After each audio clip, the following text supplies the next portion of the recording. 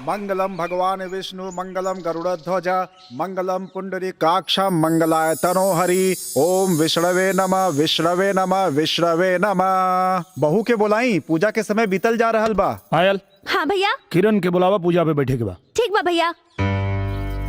मुझे तैयार होने में आधा घंटा टाइम लगेगा, इंतजार करो। पंडित जी आ गई ना, लोग आ गई ना, मुहूर्त निकल जाता। अब उनके आधा घंटा क्यों बैठ के जो ही। चल चदनिया बैठ, पंडित जी पूजा शुरू करें। चल।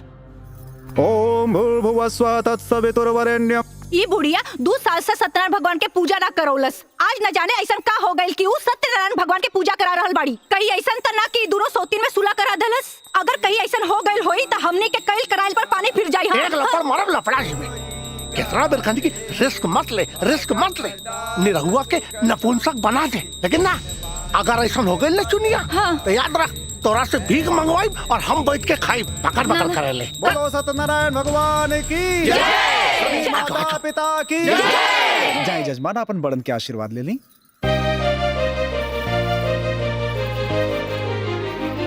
खुश रहा बेटा, खूब खुश रहा। खुश रहा, खुश। सदा सुहागन रहा। अरे तू धन लहा पूतन फला ए दुल्हन। अरे किधर जा रही है? मेरा भी पैर छू। हम ना छुए। क्यों नहीं छुएगी? मैं तुमसे बड़ी हूँ। अच्छा, खाली बातें में बढ़कर बड़ी हूँ बड़ी हूँ। बड़ बारू तो बड़नियन कामों तो करा। ए भूल गई, इस देश में दूसरी बीवी की औकात क्या होती है? मेरी दी हुई भीख की खुशियों पर ऐश करने वाली घटिया औरत मुझसे जबान लड़ाती है।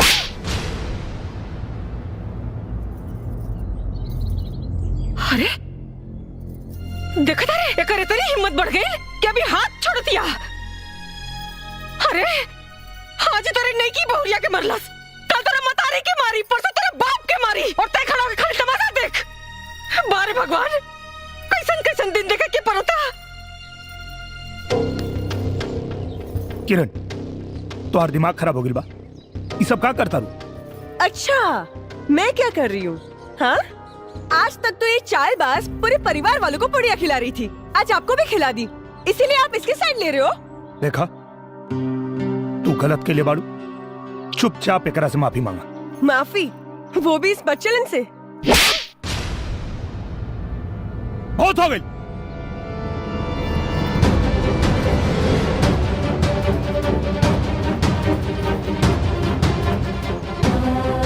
चल दुल्हन, जाए लोग, आप लोग अपने अपने घर जाए।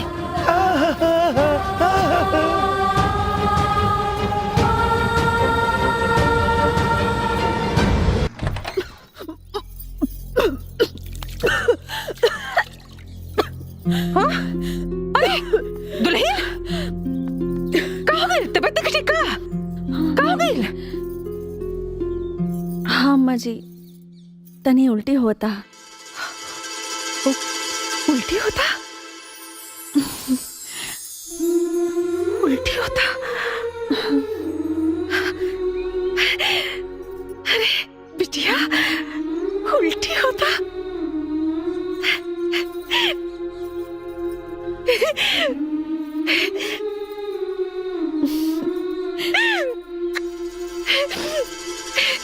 अरे सिकुमरा कबाऊ, सिकुमरा, नंदुआ, बड़की, छोटकी, अरे कहाँ बड़ा सन? आवा, अरे मनसापुर आ गया, बहुत बड़ खुशखबरी आ गई।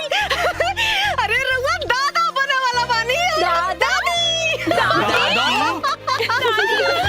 हमारे बाजी बधैया, हमारे बाजी बधैया, हम बनब दादी, लुटाई रुपैया, हमारे बाजी बधैया, हमारे अंगनैया।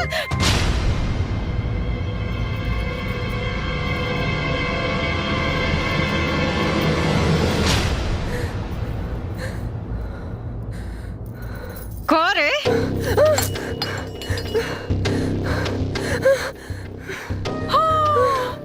ये तो पहले ही पसीना पसीना हो गई ले दादा। हमरा पतो के माई बने का खबर सुन के एकरा तक करे जा बसा। बाप लौटा लगल हो हैं? बड़ा कहत रहे कि खानदान के वंश के आगे न बढ़े दे। देख सुन ले न भगवान, अरे जकर राम रखवैया ओकर का बिगड़ी कोनो कसैया। अब ते देख पूरा गांव बुलाइब, मिठाई बांटब, नाचब गाइब, खुशी मनाइब, तोरा के चराइब। अरे पहली काम आई जो किनारम बाबा के ऐसे बीज बनवा के लिया। का पता है डाइन का हमरा पतों का कोख मार दे तब। सही कहा तारी। कुल खातिन कहेंगे। चल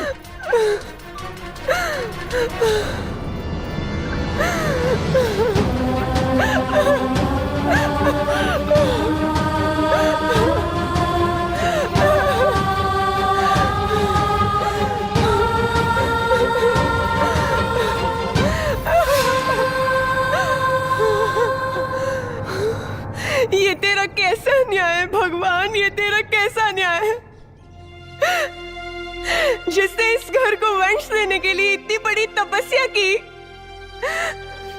आज तूने उस तपस्या का ये फल दिया, उस पे लांछन लगवाया कि वो इस घर के वंश को नाश कर सकती है।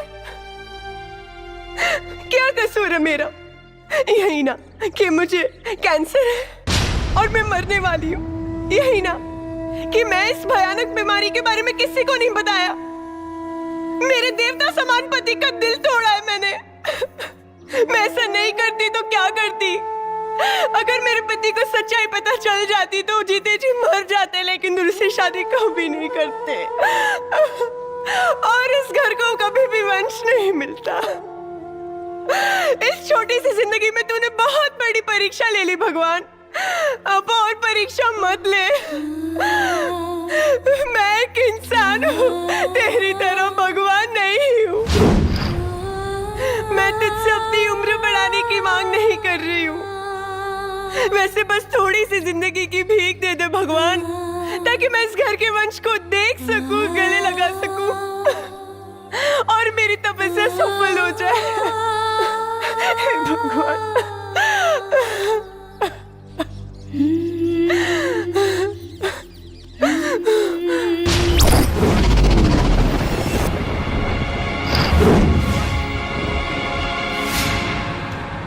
कैसे पता कि तोरा के कैंसर हुआ? कैंसर मुझे नहीं तो। छुपावे की कोशिश मत करा, सच सच बताओ, तोरा के हमार क्रिया।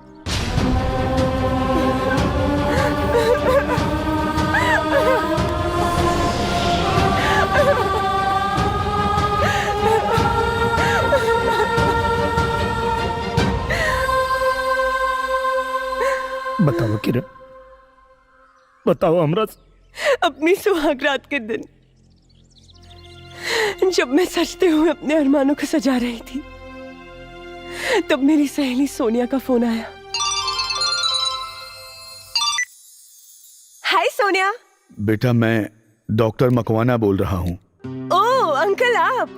बेटी मैं तुम्हारे पापा को फोन लगा रहा था पर नॉट रिचेबल आ रहा था। मैं तुम्हें बताना तो नहीं चाह रहा पर मैं मजबूर हूँ बेटा। अंकल आप पहेलियां क्यों बुझा रहे हैं? साफ साफ कहिए ना। बेटी तुम्हें यूटेराइन कैंसर है, वो भी आखिरी स्टेज पर। हम चाह के भी तुम्हें नहीं बचा सकते बेटी। अंकल क्या मेरी इतनी जिंदगी बची है कि मैं माँ बन सकूं? इस जन्म में तो तुम माँ नहीं बन सकती। हेलो किरण बेटी। अंकल मेरा एक काम मानोगे? हाँ बेटी बोलो। तो आप वचन दीजिए कि इस बीमारी के बारे में हम किसी को भी नहीं बोलेंगे, पापा को भी नहीं।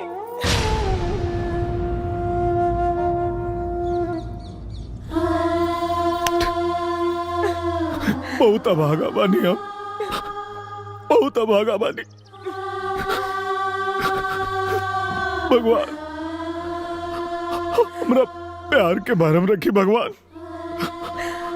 इनकर सारा दुख हमके दे दी भगवान, इनकर सारा दर्द हमके दे दी भगवान, इनकर मौत भी ऐसा मत कहिए, मत कहिए ऐसा। भगवान ने मुझे इस जन्म में सौभाग्य नहीं दिया पत्नी धर्म निभाने का, लेकिन मैं भगवान से विनती करती हूँ अगले जन्म में सौभाग्य जरूर दे दे, तन मन और लगन से आपकी सेवा कर सकूं।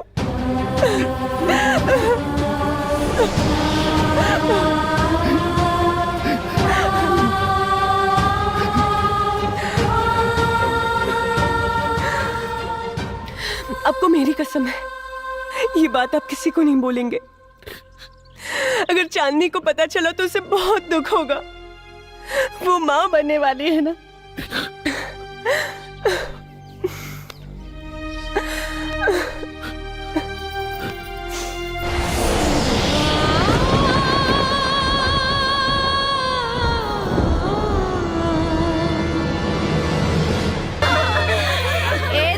चाप ने माई के गोड़ धैला, ओकरे बाद सबके आशीर्वाद लैला। आवा जा, आवा ना जा माँ जी के पास। सबके आशीर्वाद लेने की चाहिए।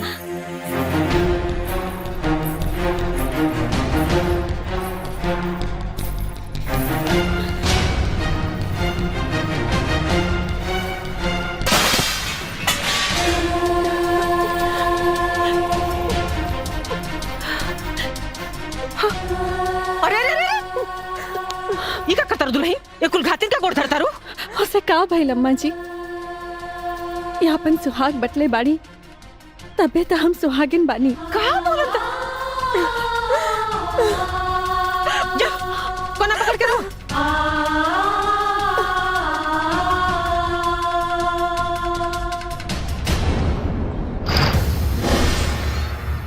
चल, चल, निकल, चल। आज तोर सारा घमंड चूर चूर हो गई। अरे तोरा लाख सरपले के बाद भी भगवान हमार मुंह उजियार के देना। हार हलबाई खानदान का वारिस तोरा अरमान पर पानी फेरे खातिर। खाली अरमाने पे पानी फेरे ना माँ जी, एकरा छाती पे किल्ला गाड़े खातिर। ए माई, मुंह तो देख, बुझाता कि विपत पड़ल बा। विपत तो पड़बे न करी बिटिया।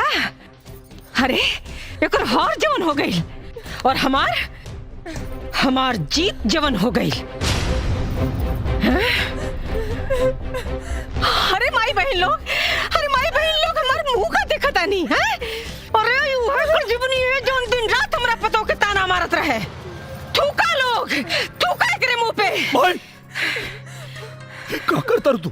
अरे वाह, आज माई के बात पर तो तोहरा मुंह से बोली निकल गई। अजय ई माई की इज्जत उतारत रहे, तहिया मुंह में दही जामल रहे। देखा तू लोग ही ठीक नहीं करत लोग। अरे तू लोग का पता नहीं कि ए माँ जी, देखत का बानी, ली लगाई करे खाई करा के।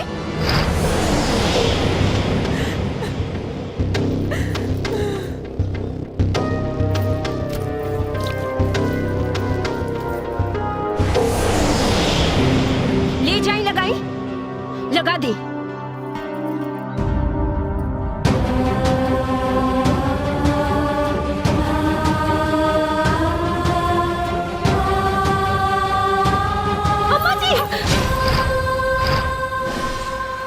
करे तानी रवा जिनका मुंह में करी का पोतल चाहतानी, आज उनकरा चलते रावण मुंह जियार भइल बा। अम्मा जी एकरा चलते, ए कुल घातिन के चलते हमार मुंह जियार भइल बा। अरे पगलागल बड़ू का हो? ये गलत नहीं की अम्मा जी, ये तो बस गलत होके के नाटक कैली ताकि राहुल बेटा दूसर ब्याह कर सके, हमरा से प्यार कर सके और एक खानदान के वंश मिले। हम तो इनके बहकावा में आवा वाला नहीं की। औस तेकरा के हम कर खा पोत के रहब, जैसे ही शर्म से पानी पानी होके मर जाए। अम्मा जी जे खुदे मरे वाला बाड़ी, ओकरा कम से कम मरे के बदुआ तो मत दी। अरे अभी सब झूठ सच बोल के कौन नाटक फंतर हो? हम झूठ नहीं की बोलत अम्मा जी, दीदी के कैंसर बा।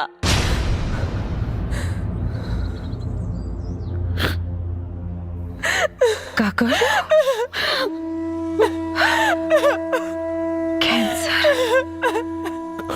हाँ माई, और अभी बस कुछ दिन के मेहमान बाकी।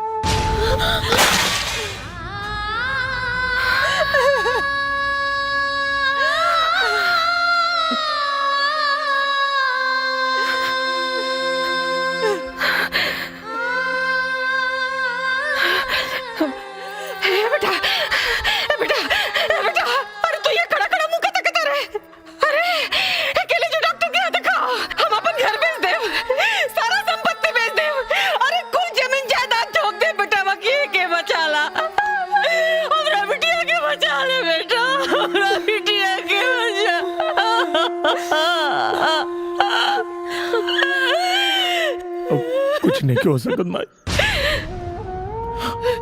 कुछ नहीं क्यों हो सकत। हम डॉक्टर से बात कर ले बानी, अब इनके बचावल मुश्किल बा भाई। अभी अगर इनका खातिर कुछ कर सकता रहो तो इनके खुश रखा लो, खुश रखा लोग इनके। बनाया लगे ऐसन समय के खेला साथ में मेला के रहते जिंदगी लगे अकेला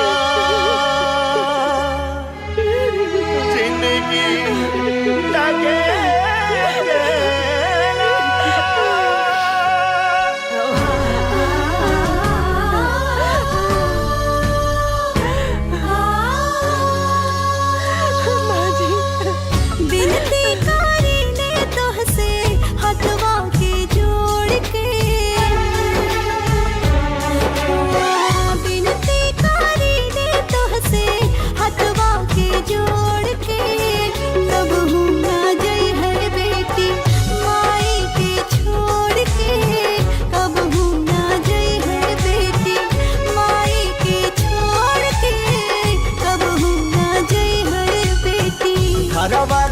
लक्ष्मी हो बंधन की तोड़ के कबहू न जई है बहू हमनी के छोड़ के कबहू न जई है बहू हमनी के छोड़ के कबहू न जई है बहू।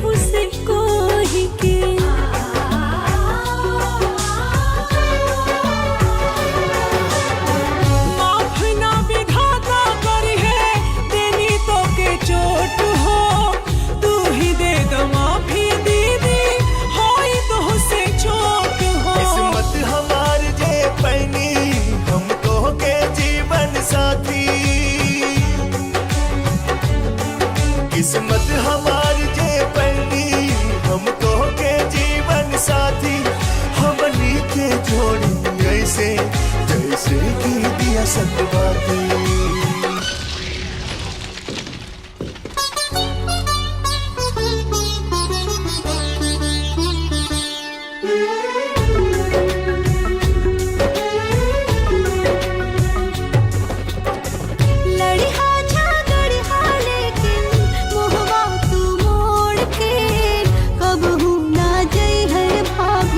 हमनी के छोड़ के कबहू ना जई है भाभी।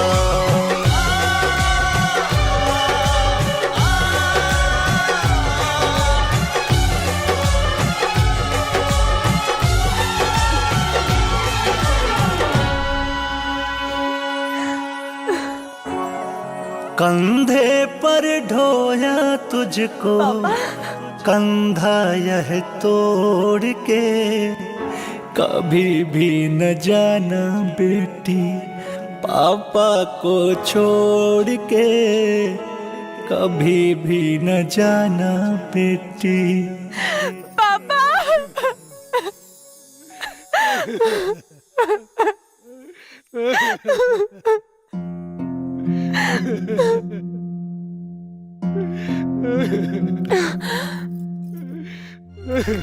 पापा